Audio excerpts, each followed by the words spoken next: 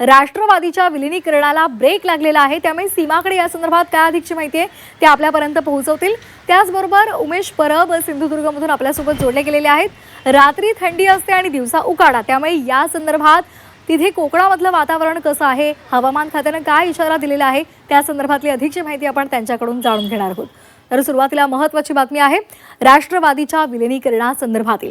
राष्ट्रवादीच्या विलीनीकरण चर्चांना आता ब्रेक लागलेला आहे अशी चित्र निर्माण झालेलं आहे। शशिकांत शिंदे यांनी लेख लिहिलेला होता, काही दिवसांपूर्वीचा हा लेख होता आणि त्यावर तटकरेंनी प्रश्न उपस्थित केलेत। शिंदेंनी लिहिलेला लेख हा चुकीचा आहे आणि गैरलागू आहे असं तटकरेंनी म्हटलेलं आहे। भाजपसोबत राहणं हीच दादांची भूमिका होती असं तटकरेंनी म्हटलेलं आहे। शशिकांत शिंदेजींनी जो लेख लिहिला या संदर्भात आपण जे मला विचारलं ते मी त्यांचं वाक्य वाचून दाखवलं। त्या बाबतीतलं मी फिंगर आउट केलंय, अत्यंत चुकीचं आहे, गैरलागू आहे, अशा पैचं लिखाण त्यांनी करू नये अशी माझी त्यांना विनंती आहे। यापुढे जर काय ते अशा आरोपांच्यामुळे दादाने हा निर्णय घेतला असं जर काय बोलत राहतील तर योग्य पद्धतीने त्यांना उत्तर राष्ट्रवादीचा अध्यक्ष म्हणून सुनील तटकरे देईल। देशामधील मोदींचं आणि राज्यामधलं देवेंद्र फडणवीसांचं नेतृत्व मान्य केलं तरच विलीनीकरण शक्य आहे असं विधान भाजपचे आमदार परिणय फुकेंनी राष्ट्रवादीच्या विलीनीकरणासंदर्भात केले। यावेळी त्यांनी राष्ट्रवादी शरदचंद्र पवार पक्षाचे प्रदेशाध्यक्ष शशिकांत शिंदेंनाही टोला लगावलाय। आज जोपर्यंत आमच्या नेतृत्वाचं माननीय आपल्या देशाच्या नेतृत्वाचं माननीय राज्याच्या नेतृत्वाचं जोपर्यंत नेतृत्व स्वीकारणार नाही तोपर्यंत ही युती होऊ शकत नाही आणि विलीनीकरण होऊ शकत नाही। शशिकांत शिंदे असे म्हणाले होते की दोन्ही राष्ट्रवादी जर एकत्र आलं तर ती खरी अजितदादांना श्रद्धांजली असेल, आपल्याला काय वाटते? काही राष्ट्रवादी शरद पवार गटाचे काही सत्ता पिसासू जे नेते आहेत त्यांना सत्तेबगैर राहणं होत नाहीये आणि म्हणून काहीतरी केविलवाना प्रयत्न करून दुर्घटनेचा काहीतरी सहानुभूती आपल्याला खेचून आणण्याच्या चक्करमध्ये ते काही वक्तव्य करतात आहे। आणि या संदर्भात अधिक माहितीसाठी आपण जाणार आहोत आमच्या प्रतिनिधी सीमा आढे यांच्याकडे। सीमा, विलीनीकरणाच्या मुद्द्यावरून दोन्ही राष्ट्रवादीच्या नेत्यांकडून ज्या प्रतिक्रिया येत आहेत त्या खरं तर वेगवेगळ्या आहेत। काही ठिकाणी टीका केली जाते तर दुसरीकडे एकीकडे आमच्याकडे प्रस्तावच आलेला नाहीये, प्रस्तावाला तर विचार करू असंही अजित पवार यांच्या राष्ट्रवादीकडून सांगण्यात आलेलं आहे। काय नेमकं घडतंय?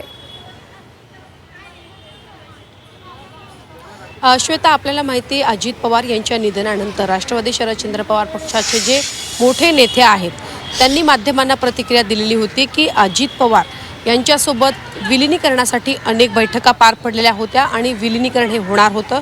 चर्चा अंतिम टप्प्यात पोहोचली होती आणि 12 फेब्रुवारी रोजी याबाबतची आम्ही घोषणासुद्धा करणार होतो असा मोठा गोप्यस्फोट राष्ट्रवादी शरदचंद्र पवार पक्षाचे नेते हे करत होते आणि आत्ता म्हणजे आजपर्यंत म्हणजे आजच्या तारखेपर्यंत सुद्धा त्यांची हीच प्रतिक्रिया जी आहे ती आपल्याला पाहायला मिळते।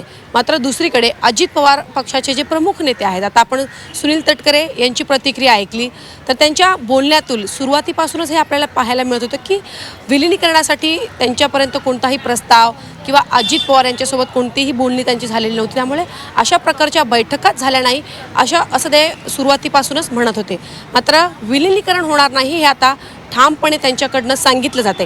सुनील तटकरे यांची आपण आता प्रतिक्रिया ऐकली, ते पक्षाचे प्रदेशाध्यक्ष आहेत आणि सोबतच काल मुंबईमध्ये राष्ट्रवादी काँग्रेसचे कार्याध्यक्ष प्रफुल्ल पटेल हे अनौपचारिक गप्पांमध्ये असं म्हणाले की आता विलीनीकरणाचा विषय आमच्यासाठी थांबलेला आहे, विलीनीकरण आता होणार नाही हे त्यांनी ठामपणे सांगितलं आणि सोबतच आमच्यापर्यंत विलीनीकरणासाठी कोणताही प्रस्ताव जो आहे राष्ट्रवादी शरदचंद्र पवार पक्षाकडनं आलेला नाही असंही त्यांनी म्हटले। त्यामुळे या ज्या चर्चा आहेत ती विलीनीकरणाच्या त्या थांबलेल्या आहेत आणि आता विलीनीकरण होणार नाही हे पक्षाचे प्रमुख नेते आता थेट सांगताना पाहायला मिळत आहे।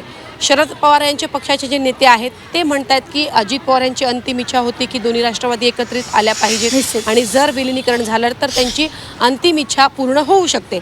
तर दुसरीकडे जे अजित पवारांचे नेते आहेत ते असं म्हणतात की आम्हाला याबाबतची कोणतीही माहिती नव्हती आणि अजित पवार हे भाजपसोबत या ठिकाणी राज्यामध्ये सत्तेत आहेत, ते NDA सोबत आहे, त्यामुळे आमची ही भूमिका आहे की आम्ही ह्यांच्यासोबतच राहणार, आम्ही कुठेही जाणार नाही।